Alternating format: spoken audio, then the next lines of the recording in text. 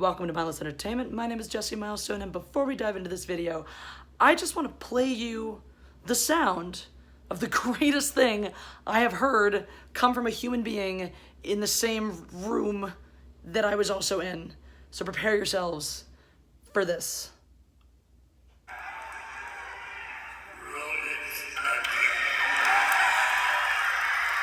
That's the sound of Emperor fucking Palpatine coming out on stage at Star Wars Celebration after we just watched the Episode 9 trailer and saying, "Roll it again," and roll it again they did. Emperor Palpatine was there and he said words in his voice and it was amazing.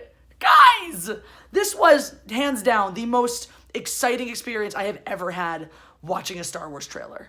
The energy is electric in there. You had Palpatine on stage, and I'd just gotten done watching Anthony Daniels talk, watching Billy D. Williams talk, and then to see Billy D. as Lando in the trailer, man. So when those two guys came out, right, they brought out JJ, I was like, cool, whatever. They brought out Kathleen, I was like, F this biatch. And then they brought out Anthony Daniels, and I started tearing up. And they brought up Billy D, and more happened, and then they showed in the trailer, and I was having the fifis, guys, or I was having the fifis hard. So given all of the buildup and everything surrounding it, and the environment and all of that, it was so exciting, and I was like, oh my god, what is happening? Am I excited for Episode 9? What? No. It was just the moment. It was just the moment. And guys, the reality is I'm going to go see this movie. I was always going to go see this movie. Because it's ever since it was Carrie Fisher's, I mean, I see Star Wars movies. That's what I do, whether I like them or not, I see them. And it's going to be Carrie Fisher's last movie, so I got it for that. And it's Billy D. as Lando, and even though they're probably going to abuse his character, I got it for that too. So, oh god, what if Poe and Lando have like a weird, no, don't think about that, Jesse. Anyway, so when I got a little distance, got a little space, went back, rewatched this, I do think this has promise of being the best of the sequel trilogies. I think it has.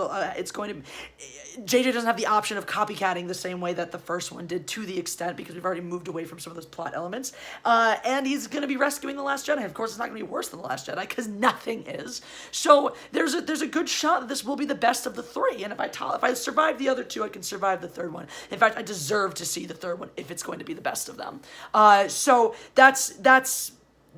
was, you know, those are my overarching feelings there. But watching through the trailer, I was, you know, there's some things that we should talk about. I like the title, Rise of Skywalker. Not a Star Wars title.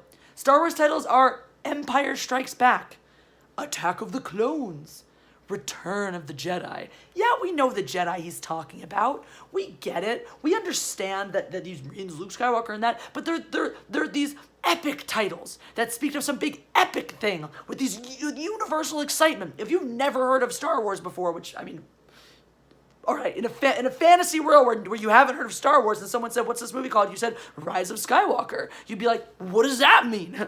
If you asked what the first one was called, you know, when it got a title, A New Hope, after it was just Star Wars. Ooh, intriguing. A New Hope for what? Where was the hope lost and where is it coming from? Empire Strikes Back. Well, that sounds exciting and violent. I want to see that.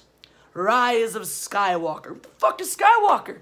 I mean, really, actually, we're asking that. Who the fuck is Skywalker? Because you killed Luke, so we're hoping to get maybe some Force Ghost action, but Mark Hamill's already basically confirmed that he does not have a major role in this movie. So you killed Luke.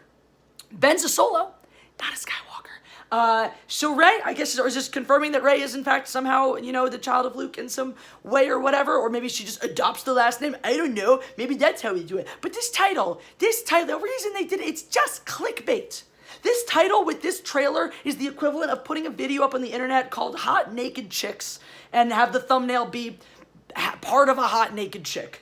I would assume that would make men want to click on it. I don't know anything about guys. I just like to make generalizations and stereotypes. So my assumption is that would make men click on it. Certainly if they did that with a dude and showed me parts of Jason Momoa's abs, I would click. Anyway, I digress. Now looking at the trailer itself, it's nice to see that we're going to continue with the same sort of idiotic humor that's been plaguing us through these two Star Wars movies, especially the last one. Because the opening is just Rey breathing, which is weird. Like, were they going for comedy? It's just a bunch of Rey breathing before you even see Daisy Ridley make her classic, like, I'm totally stoned face. And then the first thing she does is play chicken with a TIE fighter. Like, what? That's so ridiculous. You're running away from a TIE fighter that presumably Kylo Ren is flying after you for something. Look at that, just think of the absurdity of that imagery. Take a step back and look at the absurdity. He's just cruising a TIE fighter down across the sand to run someone over. I mean, that's crazy. And then, of course, she does something even more crazy, and Matrix flips over. Because this movie is all, one of the wonderful things about the Star Wars movies, the sequels, is they steal from everything, including the Matrix. This is not our first Matrix rip-off moment, by the way. The first one was the I know Kung Fu moment when she downloads how to fight with lightsabers in The Force Awakens. So I guess JJ's saying that he likes the Matrix. Thank you for sharing. So other stuff happens in the trailer, I guess. It's all Luke via voiceover. So that's comforting. It's like, all right, we're at least keeping him as a part of the saga. Nothing bad to say about Billy Dee and Chewbacca and the Millennium Falcon. Like that. Whoa!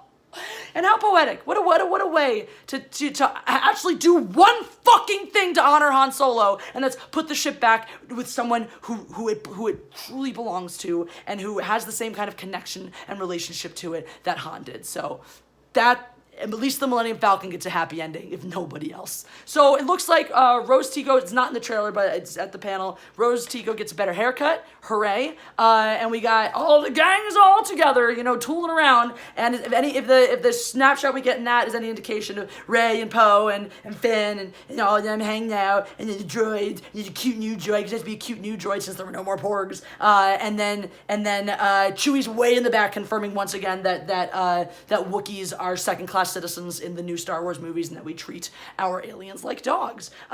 So that's a thing. That's nice. Nice. Then we have a broken down Death Star, which is like, I thought that thing's supernovaed. Why is there this huge chunk of it somewhere? That doesn't make a whole lot of sense, but okay. Apparently we're on some crazy journey to find the Death Star. Maybe Rey is the child of Palpatine all along, and that's why his evil laugh is at the end of it. A lot of people are saying like, oh my god, this is retconning the whole everything. It's ruining the Luke's arc because it means he never defeated Palpatine. Oh, come on. Palpatine's gonna be a Force ghost, guys. He's not gonna be alive. That would just be crazy. They wouldn't do that, right? Because they would understand how completely rude and how completely how much that would destroy all the meaning of Return of the Jedi, right? They realize that, right? They're not going to do that to us, right? They wouldn't. I mean, like, they have more respect for the original source material than that, right? Oh, God.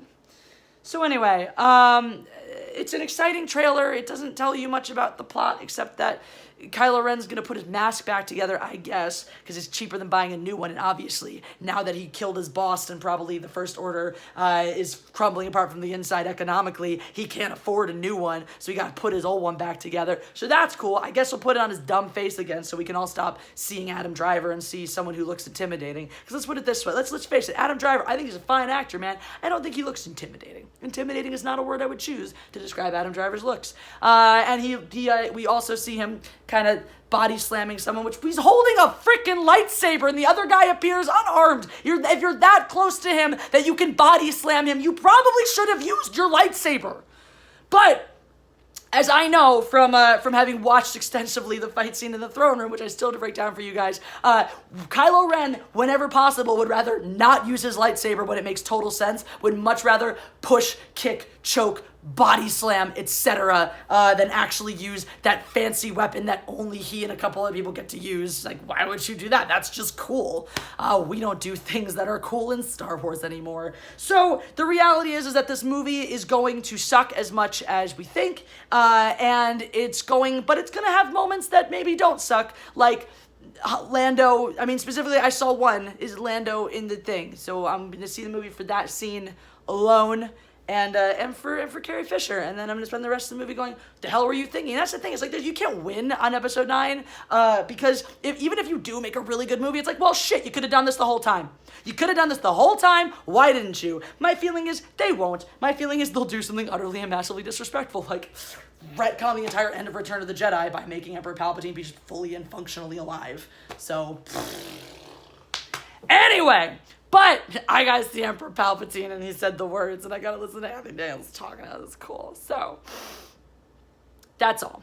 That's all. That's what I feel. Are we going to talk more about this? You bet we are. But right now, I got to go because we're late for our meetup, and Jeff from World Class Bullshitters is going to drink me under the table again, and then I'm going to die. So, I know this is the second time this week I promised that I'm gonna die, and I still owe you guys a unicorn store review because obviously that didn't do me in. So I'm trying really hard to. I apparently have a death wish.